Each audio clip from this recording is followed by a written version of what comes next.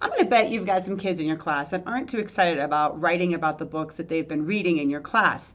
How do you address that? How do we get kids excited to talk about not just in small group discussions, right, but in other ways, talk about the books that they're reading and their thoughts and reactions and responses to them.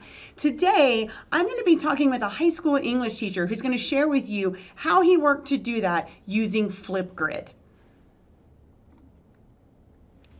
Hi everyone, I'm Lee Hall from Literacy Teachers, and I'm all about giving you the tools you need to inspire, motivate, and change how your students read and write for academic success. If you're new here, make sure you hit the subscribe button so that you get new notifications as I put out new videos each week. All right, everybody, thank you for joining us. I'm really excited today. I have David Dutrow with me today. Hi, David. Hey, Lee, how are you today? I am good. Thank you for joining us.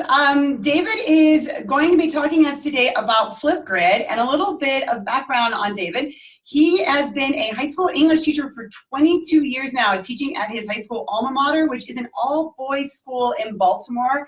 And if I didn't say it already, high school English is his area of specialty. And he's going to be sharing with us today his experiences of using Flipgrid, in particular to help, I think, maybe not just struggling readers, but more reluctant readers, kids that maybe aren't so excited about reading. Right, David? Correct, yep. Yeah, so if you just want to jump in and tell us a little bit about what got you using Flipgrid, how you use it, things that you've noticed in terms of how your students respond to it. Sure. Well, I first got the idea when I was getting sick and tired of sort of reading the same reader responses over and over again. Students were really not getting into it. They were just writing on paper or typing, what they thought I wanted to hear. And I wanted something a little more natural from them. So when I was first introduced to Flipgrid, I was amazed at the number of applications for it. I used it with parents, kind of parent-teacher conferences, off the grid, so to speak. And then I decided I wanted to start using it for responses where students would be forced to speak to me through the camera. And it really worked out well the first couple of times I did it. Students loved it because it was accessible from their phones, their iPads, whatever devices had a camera with it. And they live on these devices nowadays, so I like to try to meet them where they live at times. And what I found was that I could very quickly scaffold these assignments, where at first, at the beginning of the year, I could have students just record videos for me that nobody else could see until they got comfortable using it. Then I could open up those videos to other people to view, but not to comment on. And then finally, the ultimate step, opening it up to the whole class where they could respond to each other, either in text comment or in video comment, and have an offline, or actually an out of class discussion online that continued beyond the boundaries of the classroom. Yeah, I really like that idea of being able to continue the discussion beyond the boundaries of the classroom. Mm-hmm. So is that something that you found that they did naturally on their own as they got more comfortable with Flipgrid, or was it something that it was an assignment? I was a little worried at first, but with the first assignment, some of them, obviously the more extroverted, the ones that are used to their Snapchats and their Instagrams and all the other, film they're putting online these days, they got into it immediately. But I was surprised at the percentage of students who turn this in not only on time but early. They really got into it right away. There's still those students that I have to hound, just like any assignment that never changes no matter the format. But I was, surprised how quickly they got into it, even starting to suggest themes for the Flipgrids, little contests where each of them had to include something in the Flipgrid beyond the response to sort of make it a group effort to kind of stick with one theme. And even those, a few students that had technology issues, we just worked sort of one-to-one where they still wrote or typed their responses and got them to me if they couldn't access Flipgrid. So it's really kind of cut down on the number of, not turned in assignments, and kind of has pumped up the level of excitement. So as a teacher, right, when you're getting written responses, obviously you'd have to sit down, read them, give feedback on them, etc. And you still give, as a teacher, responses. The students are responding to each other, right? You're Yes. also responding to them. And Correct. in terms of time management for you as a teacher, what have you found compared to, say, when you had to read and respond to written work?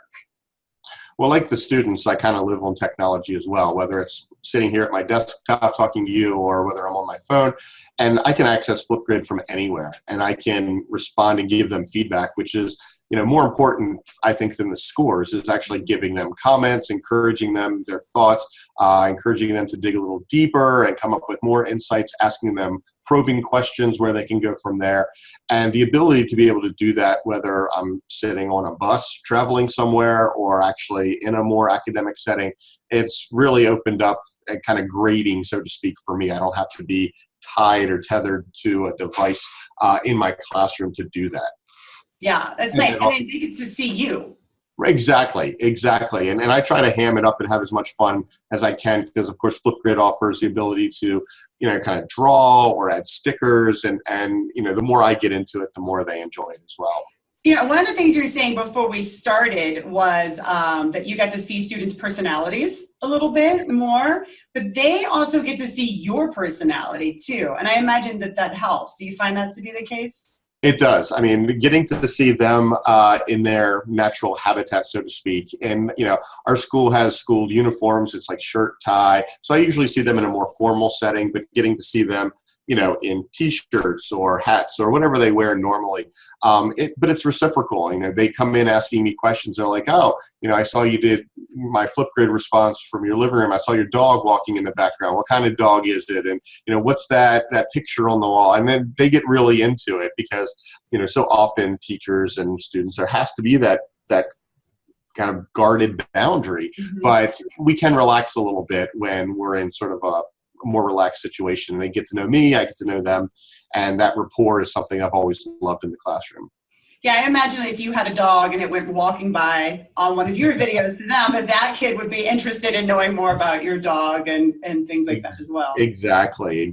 So that's been a lot of fun. Yeah, it helps make connections and build relationships. And then when you're working with kids that maybe have reading problems or writing problems or don't like it, right? You've got this connection, you've got this relationship. So I'm guessing they trust you a little more. They might try something for you that maybe previously they didn't. Exactly. And even teaching seniors, because they're in a setting that has, a school setting that is so rigid usually.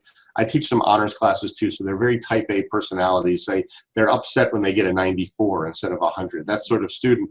But teaching them that, especially in responses, you don't have to like this book just because I assigned it. You don't have to agree with everything in the book. Feel free to express your dissent, express your frustration, your absolute hatred of a book. And it gives them the ability to kind of try those new things like you suggested and practice, that sort of, alternate view of a book that they might not normally do because they think part of their job as a student is to kiss up to the teacher, so to speak, and like everything that he assigns, which shouldn't be the case. Right. Or try to, I think you said this earlier, reproduce whatever it is that they think you want. If you have students that are really concerned about their grade, that's what they're going to do. It sounds like what you've done with Flipgrid too is you sort of remove this threat of having to be a certain type of person and respond in a certain type of way to get a certain type of grade. Exactly. Would remove stress, I would imagine. And that was my hope. I mean, when I think of a reading response, I think of it in the truest sense of the word. I want just their reactions, their response. I don't want them to answer necessarily a guiding question or an essential question. I want them to just talk about what they saw in a chapter or two and what they thought of it honestly. And so, the video use of Flipgrid, I think, breaks down those barriers. They're not thinking of a letter grade or a number grade. They're just trying to speak to the camera. And, I can, make it anywhere up to 5 minutes, but I tend to do shorter responses. Like they don't need to speak for more than 1 or 2 minutes to really get their points across. So, that's what I want from them. Great. So if there's a teacher that's on the fence right now, they're trying to decide, should I use Flipgrid, should I not? And you want to encourage them to give it a try. What would be a benefit that you would think a beginning teacher or a teacher beginning with Flipgrid should know about? Why is it worth doing? It's worth doing just because, first of all, there's an amazing community for Flipgrid. I mean, you can go onto Twitter and go to #FlipgridFever or, Flipgrid's, at Flipgrid, and you've got the most amazing people backing you up, that you're always going to have ideas. You're going to have a community to support you. You're going to have a community that, kind of helps you with any technical issues. So you're not alone in this. And it's so easy. I mean, you can do this from anywhere. And, practice makes perfect. The first couple times I did a Flipgrid, it was absolutely amateur. And I just wanted to see what the capabilities were. But the students even enjoyed that. They enjoyed the effort of trying something new. And there are so many different options now where you can create not just videos, but you can create whole sort of themed lessons that all kind of work within Flipgrid. And you can find what other people are doing and even kind of, use what they're doing as well, which helps. All right. Well, thank you, David. I really appreciate you taking the time to talk to us about how you've been using Flipgrid and how it's helped your students. Oh, thanks for having me. I love talking about it. Yeah, no, it sounds like you're doing really great things and that it's really benefiting them. So I'm hoping other people will read this and then or not read this, but watch this video. And then if they have questions, your Twitter handle is @TeachDMD. So I'm assuming it'd be okay if they reached out to you on Twitter. Definitely. I'm a Flipgrid ambassador, so I try to talk it up as much as I can. So I'd love to talk to anybody about this if they have questions. So I will put your Twitter handle in the show notes. I'll also put the Flipgrid Twitter handle in the show notes, and I'll also put the hashtag FlipGridFever so that anybody watching this, you want to connect with David, you want to connect with Flipgrid, you want to connect with the broader Flipgrid community where you can get ideas and support. Because you're right, I've seen it. It is mass, it is vast, and people are extremely helpful. So, exactly. Yeah. All right. Well, thanks. Anytime. Thanks for having me again. Thanks for watching, and don't forget to subscribe so that you can catch all of my videos. And while you're at it, go down into the comments and share questions you have about Flipgrid, how you use Flipgrid. And don't forget to check out the show notes so that you can connect with David if you like, or connect with Flipgrid and connect with the Flipgrid Fever group.